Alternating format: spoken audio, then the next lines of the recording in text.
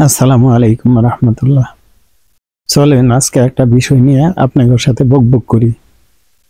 বিষয়টা হইল, প্রায় 700 বছর আগে চণ্ডীদাস নামের এক কবি বলে গেছেন, সবার উপরে মানুষ সত্য, তাহার উপরে নাই।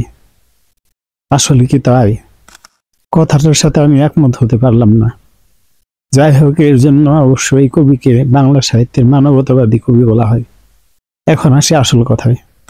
মানুষ যে সৃষ্টির শ্রেষ্ঠ জীব, এটি আল্লাহ তাআলা কোরআনে সেই প্রায় 1400 বছর আগে বলেছেন। আল্লাহ তাআলা সূরা 3-4 আয়াতে বলেন, অবশ্যই আমি সৃষ্টি করেছি মানুষকে সুন্দরতম অবয়বে।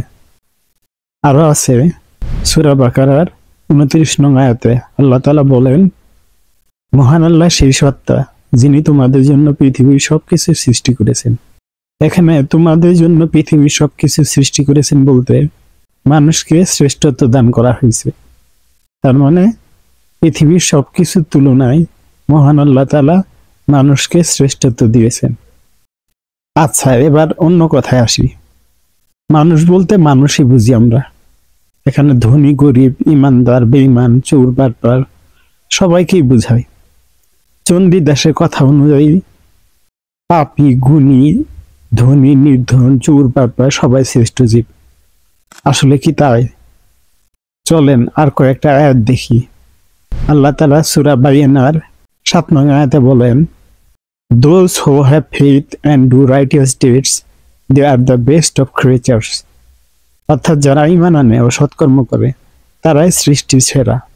আবার সূরা আল ইমরানের 110 নং আয়াতে আল্লাহ তাআলা বলেন, তোমরাই শ্রেষ্ঠ জাতি, মানব জাতির কল্যাণ সাধন করার জন্য তোমাদের সৃষ্টি করা হয়েছে। তোমরা মানুষকে সৎ কাজের আদেশ দিবে এবং অসৎ কাজ থেকে বিরত রাখবে, আর আল্লাহকে দৃঢ়ভাবে বিশ্বাস করবে।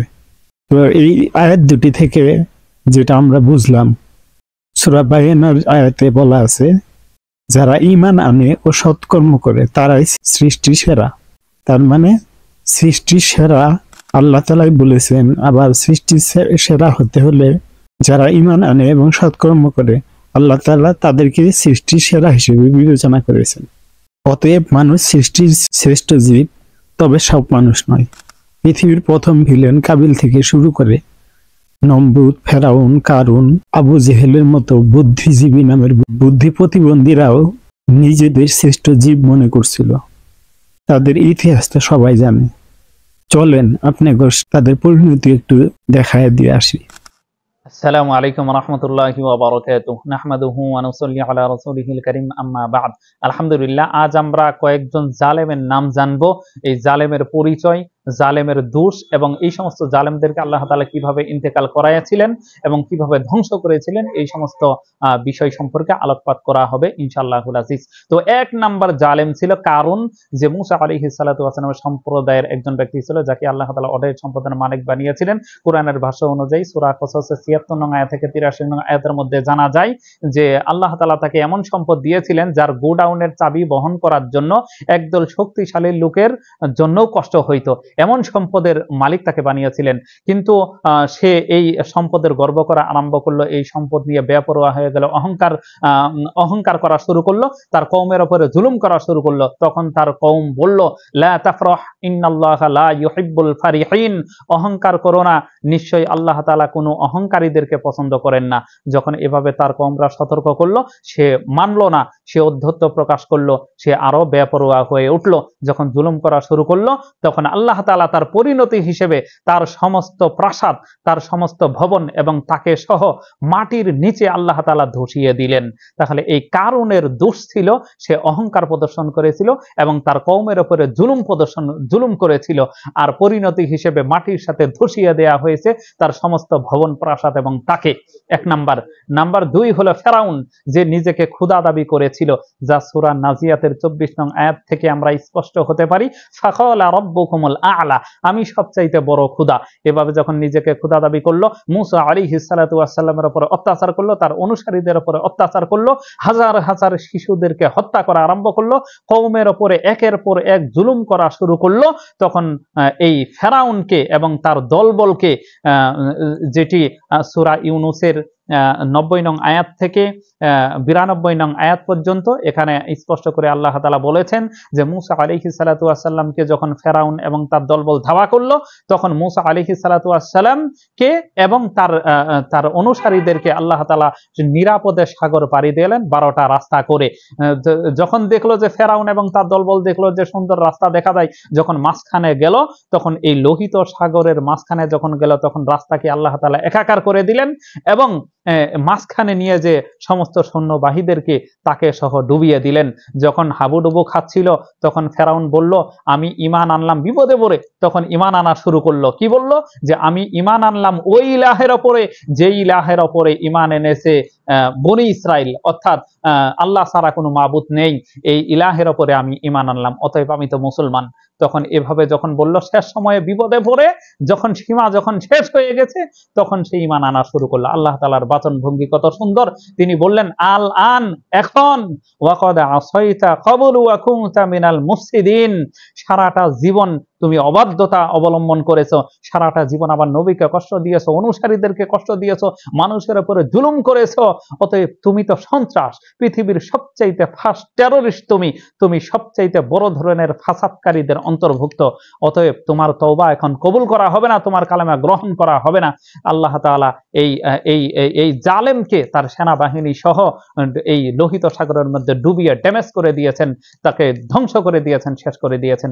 আল্লাহ তাআলার ভাষ্য অনুযায়ী তিনি ওয়াদা করেছেন তোমার দেহটাকে আমি বাঁচিয়ে রাখবো, যাতে পরবর্তীকারের জালেমরা যাতে তোর থেকে যাতে শিক্ষা গ্রহণ করে। এই জন্য আল্লাহ তাআলা এখনো তার দেহটাকে জাদুঘরে সংরক্ষিত করে রেখেছেন। এটা আল্লাহ তাআলার নিদর্শন। এই নিদর্শন দেখে দেখে পরবর্তী জালেমরা যাতে শিক্ষা গ্রহণ করে। নাম্বার 2 হলো ফেরাউন, যে নিজেকে খোদা দাবি করেছিল, তাকে এই পরিণতি হিসেবে ডুবিয়ে ডুবিয়ে তাকে মরতে হয়েছে। নাম্বার 2। নাম্বার 3 হলো নমরুদ, যে নিজেকে খোদা দাবি করেছিল, যেটি সূরা বাকারা 258 নং আয়াত থেকে আমরা স্পষ্ট হতে পারি। ইব্রাহিম আলাইহিস সালাতু ওয়াস সালামকে এই নমরুদ সে জিজ্ঞেস করলো যে তোমার আল্লাহ কি করতে পারে? ইব্রাহিম আলাইহিস সালাতু ওয়াস সালাম বললেন যে আমার আল্লাহ জীবিতদেরকে মৃত করতে পারে, মৃতদেরকে জীবিত করতে পারে। আবার সে নমরুদ বলল যে আমিও তাই করতে পারি। তখন সে বলল, ইব্রাহিম আলাইহিস সালাতু ওয়াস সালাম আবার বললেন যে আমার আল্লাহ সূর্যকে পূর্ব দিকে উদিত করেন, তুমি যদি রব হও তাহলে সূর্যকে পশ্চিম দিকে উদিত করো। তখন ফাবুহিতাল্লাযী কাফার, এই নমরুদ, এই কাফের তখন মাথা নিচু করলো, উত্তর দিতে পারলো না, অপমান হলো। তো ইতিহাসের মধ্যে তাফসীরে ইবনে কাসিরের 2 নম্বর খণ্ডের মধ্যে আসছে যে আল্লাহ তাআলাকে শেষ করে দেওয়ার জন্য এই নমরুদ আল্লাহ তাআলার দিকে, আসমানের দিকে সিঁড়ি বানালো। আল্লাহ তাআলা এই কাফেরকে ধ্বংস করার জন্য একটা ল্যাংড়া মশা তার নাকের ভিতরে ঢুকিয়ে দিয়ে মাথার মধ্যে 400 বছর পর্যন্ত তাকে আযাব দিয়েছে, অতঃপর সে ধ্বংস হয়ে গেছে, মৃত্যুবরণ করেছে। তো 400 বছর পর্যন্ত তার রাজত্ব ছিল, 400 বছর আবার সে এই আযাবের মধ্যে ল্যাংড়া মশা দিয়ে তাকে ধ্বংস করে দিয়েছেন।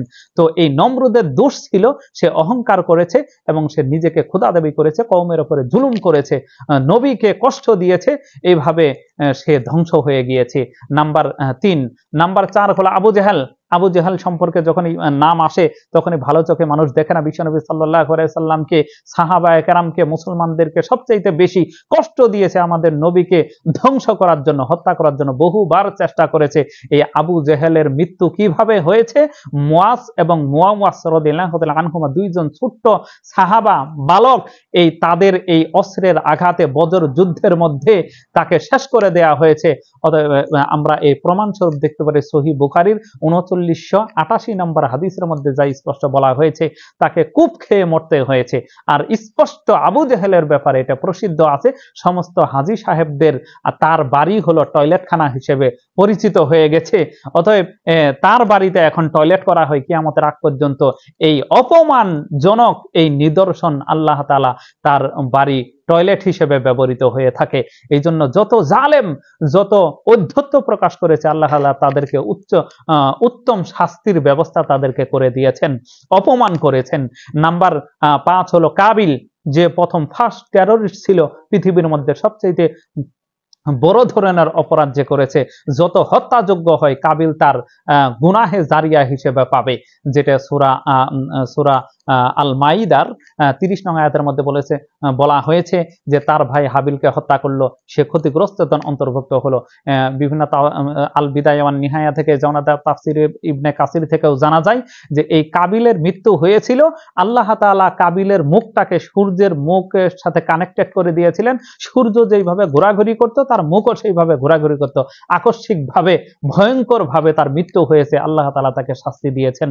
তো নাম্বার 5। নাম্বার 6 হলো ইয়াজিদ, যে জালেম ছিল। ইয়াজিদের নাম শুনলেই কারবালার মর্মান্তিক ঘটনা আমাদের সামনে আসে। হুসেন রাদিয়াল্লাহু তাআলা আনহু সহ আহলে বায়াতের 70 জন আহলে বায়াত ধ্বংস হয়েছে, 70 জন আহলে বায়াত শহীদ হয়েছে।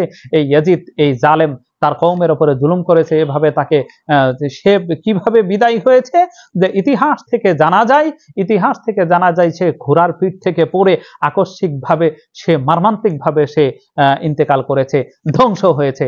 এভাবে এতক্ষণ পর্যন্ত আমরা 6 জন জালেমের নাম আমরা পেশ করে তাদের দোষ প্রকাশ করলাম, কাউকে পানির মধ্যে ডুবিয়ে, কাউকে ধ্বংস করে দিয়ে, মাটির সাথে মিশিয়ে দিয়ে, এভাবে আল্লাহ তাআলা তাদেরকে ধ্বংস করেছেন। এই ইতিহাস থেকে আমাদের শিক্ষা হলো, যারা পরবর্তীতে যারা কওমের ওপরে, জাতির ওপরে জুলুম করবে, তারা মনে করে যে আল্লাহর দিকে আমাদের ফিরতে হবে না, আল্লাহর দিকে আমাদের আর যেতে হবে না, তাদের জন্য এই ইতিহাসগুলো থেকে, কোরআন থেকে শিক্ষা আছে, তারা যাতে ইতিহাস থেকে শিক্ষা গ্রহণ করে, আল্লাহ তাআলা আমাদেরকে যেন এই ইতিহাস থেকেও শিক্ষা গ্রহণ করার তৌফিক দান করেন। আসসালামু আলাইকুম ওয়া রাহমাতুল্লাহি ওয়া বারাকাতুহু। চলেন আরেকটা আয়াত দেখে আসি। মহান আল্লাহ তাআলা সূরা আরাফের 189 নং আয়াতে বলেন, আমি অবশ্যই বহু মানুষ ও জিনকে দুজকের জন্য নির্ধারিত করেছি, কারণ তাদের অন্তর আছে কিন্তু তারা সত্যকে উপলব্ধি করে না, তাদের চোখ থাকলেও তা দিয়ে তারা সত্যকে দেখে না, তাদের কান আছে কিন্তু তা দিয়ে তারা সত্য কথা শুনে না।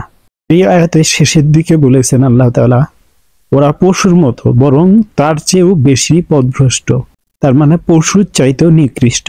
অর্থাৎ আল্লাহ তাআলা এর দ্বারা বোঝাতে চেয়েছেন মানুষ শ্রেষ্ঠ এই সৃষ্টি নেমে যেতে পারে নিচে, শুধু নিচে নয়, দর্শক 4 পেয়ে জন্তুর চেয়েও নিচে। দর্শক, হাজার হাজার কিংবা শত শত বছর আগে নমরুদ, ফেরাউন, কারুন, আবু জেহেলের মতো বুদ্ধিজীবী নামের বুদ্ধি প্রতিবন্ধীরা মরে গেলেও বেঁচে আছে তাদের উত্তরসূরি নব্য ফেরাউন, নমরুদ কিংবা আবু জেহেলরা। কাজে মহাগ্রন্থ আল কুরআন ও মহানবী সাল্লাল্লাহু আলাইহি সাল্লাম এর পবিত্র হাদিস বা বাণী বলে দিয়েছে আমরা কিভাবে তার মোকাবেলা করব। আর এর জন্য মুসলমানদের উচিত কুরআন ও হাদিসে ফিরে যাওয়া। মহান আল্লাহ তাআলা বলেন, hold to the rope of Allah strongly and be not divided. অর্থাৎ সূরা আল ইমরানের 103 নম্বর আয়াতে আল্লাহ তাআলা বলেছেন, তোমরা আল্লাহর রশিকে শক্ত করে ধরো এবং পরস্পরে বিচ্ছিন্ন হবে না। আর মানুষ যখন আল্লাহ তাআলার রশিকে শক্ত করে ধরতে পারবে, তখনই নতুন করে জন্ম নেবে উমর রাদিয়াল্লাহু আনহু, হামজা রাদিয়াল্লাহু আনহু, খালিদ বিন ওয়ালিদ, সালাউদ্দিন আইয়ুবীর মতো মানুষেরা প্রতি ঘরে ঘরে। আল্লাহ হাফেজ।